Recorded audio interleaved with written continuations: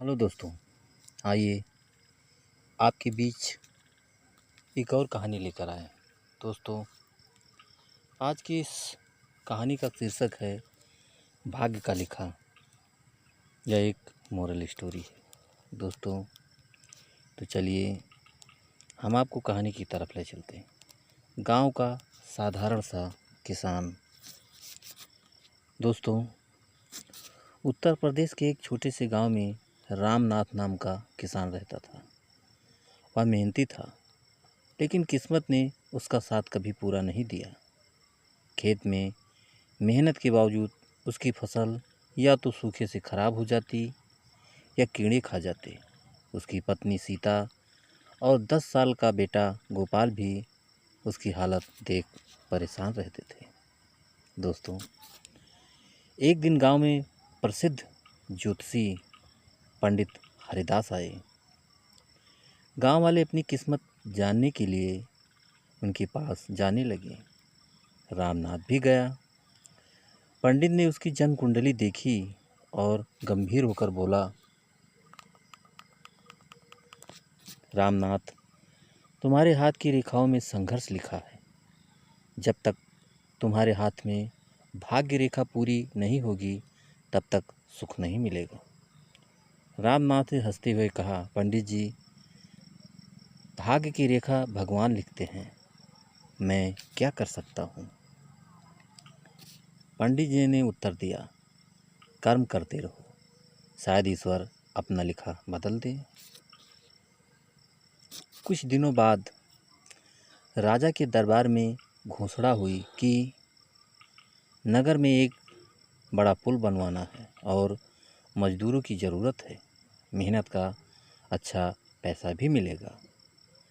सीता ने रामनाथ से कहा, तुम जाओ, शायद यही मौका हमारे जीवन बदल दे। रामनाथ सहमत हुआ और नगर चला गया। नगर में मजदूरी आसान नहीं थी। तेज धूप, पत्थर तोड़ना, ईंट ढोना, लेकिन रामनाथ बिना शिकायत काम करता रहा।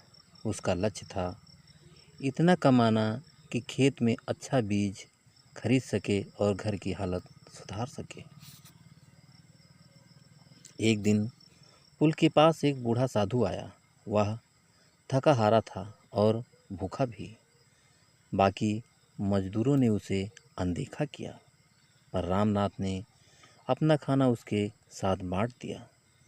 साधु मुस्कुराकर बोला, बेटा, तेरी दया देखकर मैं तुझे एक वरदान देना चाहता हूँ। जब भी जीवन में बड़ी कठिनाई आए, यह सिक्का अपने हाथ में रखना और भगवान का नाम लेना। रामनाथ ने आदर से सिक्का रख लिया, लेकिन ज़्यादा सोच नहीं किया। 6 महीने बाद पुल बनकर तैयार हुआ।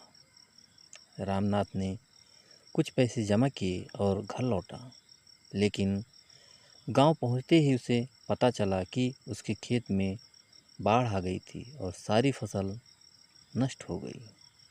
जमा किए हुए पैसे भी कर्ज नहीं उतार पा रहा था।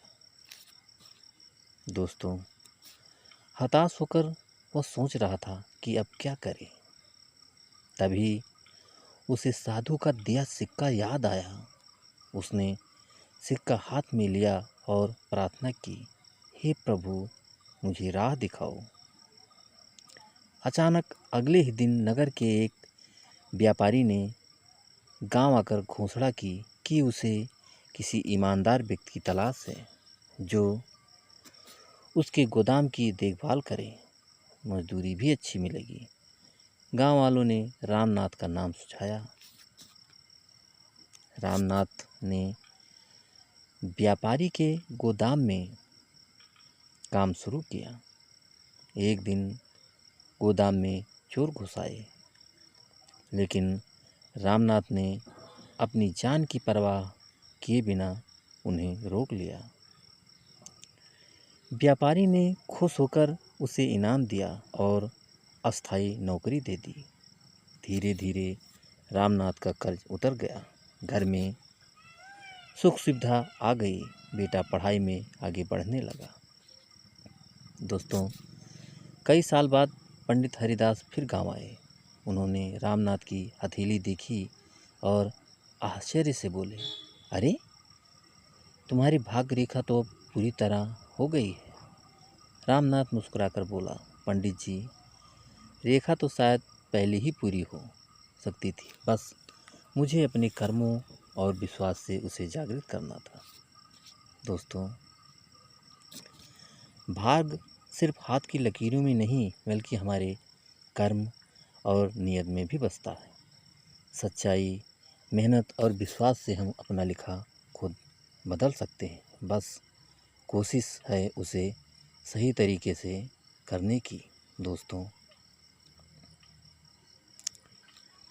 रामनाथ की नौकरी और खुशहाल जीवन अब गांव में एक मिसाल बन गए थे। लोग उसे देखकर कहते, देखो, जिसने कभी हार नहीं मानी वह आज सुखी है। लेकिन जीवन हमेशा एक जैसा नहीं रहता। व्यापारी ने रामनाथ की ईमानदारी और मेहनत देखकर उसे एक और नई जिम्मेदारी दी। पास के कस्बे में नया गोदाम खोलने का। वहाँ चोरी और ठगी के कई मामले थे, लेकिन व्यापारी को भरोसा था कि रामनाथ सब संभाल लेगा। रामनाथ ने काम संभाल लिया और थोड़े समय में ही गोदाम की हालत सुधार दी। एक रात गोदाम में अनाज की बड़ी खेप आई। कुछ लोग चुपचाप तरीके से अनाज चुराने की योजना बना रहे थे। रामनाथ ने ध्यान दिया कि गोदाम के पास अजनबी लोग घूम रहे हैं। उसने तुरंत पहरेदार बढ़ाए और व्यापारी को सूचना दी। अगली रात पुलिस ने उन चोरों को पकड़ लिया। व्यापारी और कस्बे के लोग रामनाथ की सतर्कता के लिए उसका सम्मान करने लगे। दोस्तों, इधर उसका बेटा गोपाल पढ़ाई में आगे बढ़ रहा था। उसने शहर के कॉलेज में दाखिला ले लिया। गांव में यह पहली बार था कि किसी किसान का बेटा उच्च शिक्षा लेने जा रहा था। रामनाथ का सीना गर्व से चौड़ा हो गया। कस्बे के मेले में रामनाथ ने भीड़ में एक बूढ़े साधु को देखा। वह वही साधु था जिसने उसे सिक्का दिया था। रामनाथ ने उसे प्रणाम किया और अपनी पूरी कहानी सुनाई। साधु मुस्कुराकर बोला, बेटा, सिक्का सिर्फ तुम्हारे विश्वास का प्रतीक था। असली ताकत तुम्हारे अंदर थी। तुमने मेहनत और सच्चाई से अपना भाग्य खुद लिखा है। सालों बाद रामनाथ गांव लौटा। अब वह सिर्फ किसान नहीं था बल्कि गांव का सबसे सम्मानित व्यक्ति बन चुका था। उसने गांव में स्कूल और कुआं बनवाया ताकि कोई और परिवार उसकी तरह संघर्ष न करे। लोग कहते थे, रामनाथ ने साबित कर दिया कि भाग्य से लड़ने वाला ही असली विजेता होता है।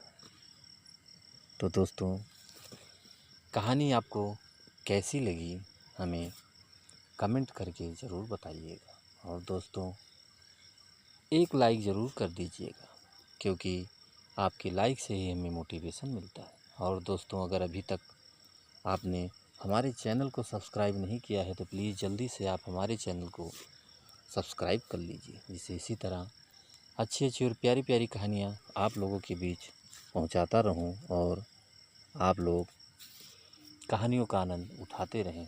तो दोस्तों, एक नई कहानी के साथ आप लोगों से फिर मुलाकात होगी। तब तक के लिए नमस्कार।